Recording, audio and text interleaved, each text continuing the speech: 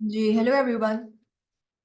अब हम हाँ हैं आउटलाइन के फोर्थ पार्ट की तरफ। और फोर्थ पार्ट आपका कौन सा होगा? आउटलाइन का रिकमेंडेशंस का होगा। अब देखिए यहाँ पे फोर रिकमेंडेशंस लिखी हैं। ठीक है।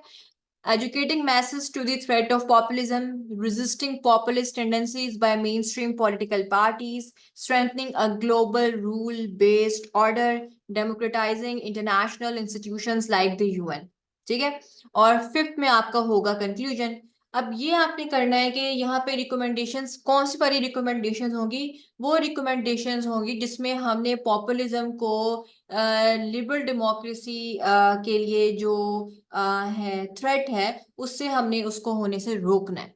ठीक है। तो उसके लिए अब ये रिकमेंडेशंस ये चार आपके सामने मेंशन है। आप ये भी यूज कर सकते हैं अपने पेपर में, या फिर आप देखते हैं, आप सर्च करें गूगल पे कि जी how can we overcome the threat of populism to liberal democracy, तो वो आपको रिकमेंडेशन शो कर देगा। वहीं से आपने कुछ इंपॉर्टेंट पॉइंट्स उठाने हैं और आपने अपने रिकमेंडेशंस में आपने डाल देने हैं और उनको आपने ऐसे में एक्सप्लेन कर देना है। और एंड पे फिफ्थ पे आपका हो जाएगा कंक्लूजन। कंक्लूजन जो है वो बेसिकली क्या होता है? वो यही होता है कि आपने जो है ओवरव्यू देना होता है अपने ऐसे का, और बताना होता है कि आप एंड पे अपने कंक्लूडिंग रिमार्क्स आपने रिकमेंडेशंस को ही यूज करते हुए कोई से दो पॉइंट्स को थोड़ा सा ज्यादा एक्सप्लेन करते हुए आपने जो है वो एंड करना होता है। ये तो मेरी आउटलाइन थी। लेकिन ये है कि इन अपकमिंग वीडियोस मैं कोशिश करूंगी कि आप लोगों को एक फुल फ्लैज ऐसे का तरीका बताऊं ताकि आप लोगों को पैराग्राफ भी लिखना आए। और आप लोगों के लिए जो है वो मैं जितना आसान बना सकती हूँ ऐसे को वो मैं बनाऊं, क्योंकि ट्रुथ बी टोल्ड अगर आप लोग दूसरे लोगों से जाकर सुनेंगे तो परहैप्स वो आपको बहुत ज़्यादा डिटेल में जाएं, ऐसे की टाइप्स बताना शुरू कर दें, और बहुत ज़्यादा इंफॉर्मेशन वो बम्बार्ड करते हैं कि इतनी इंफॉर्मेशन आपको पेपर के लिए चाहिए नहीं होती। और बच्चे भी उनके पास जाते हैं जिनको लग रहा होता है कि अगर कोई आपको बहुत ज़्यादा नॉलेज दे रहा है तो शायद वही एक सही सीएसएस इंस्ट्रक्टर है। क्योंकि यू नो दिस वेल कि हमारे पास पेपर में एक टाइम लिमिट होती है और हमने टाइम लिमिट के अंदर अपनी चीज़ों को पूरा करना होता है। तो नॉलेज बहुत ज़्यादा नॉलेज गैदर करना रिटर्न के लिए रिक्वायरमेंट नहीं है, अलबत्ता इंटरव्यू के लिए you you guys need to read a lot of things, क्योंकि पता नहीं होता कि वो कहाँ से क्वेश्चन पूछे आपसे। जो भी आपके सामने पैनल में जो शख्स बैठा होता है, यू नो आइडिया कि वो आपसे किस तरह के क्वेश्चंस पूछ सकते हैं। तो वो और गेम है। लेकिन ये जहां तक रही बात रिटर्न की, तो इसका तो यही तरीकेकार है। मैंने आपको देखें बड़े आसान अल्फाज में बताया है कि जी ऐसे ऐसे आउटलाइन बनती है, पॉइंट्स आपने निकालने और करने हैं। बहुत ज्यादा मैं टाइप्स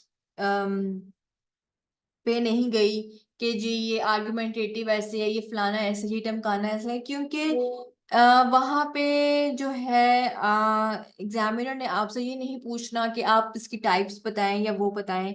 आपको मैंने बड़े सीधे और अल्फाज में मैंने आपको एक टाइप जो है बस बताई है कि जी ये टाइप अगर इस तरह से पूछी गई है, जैसे कि एक टर्म कॉलन के लेफ्ट साइड पे हो और ऐसे और हो बीच में, तो हम उस तरह के एसेस को कैसे जो है वो हम हैंडल करेंगे।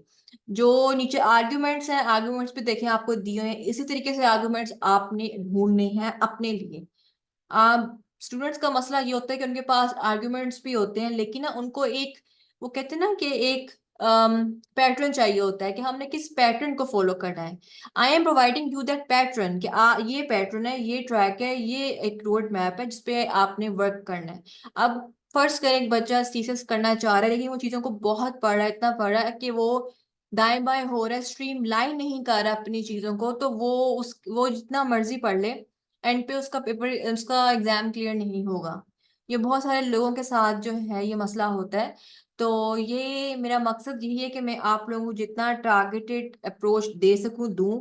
इसी को आप फॉलो करेंगे तो आप कामयाब होंगे। अगर आप अपनी तरफ से कुछ ज्यादा की तरफ चले जाएंगे, मतलब आप उस चीज को इतना टाइम उस चीज को जितना टाइम नहीं चाहिए उससे ज्यादा टाइम आप दे रहे हैं, तो आप खुद भी अपने आप को वेस्ट कर रहे हैं और अपनी एनर्जी भी आप वेस्ट कर रहे हैं।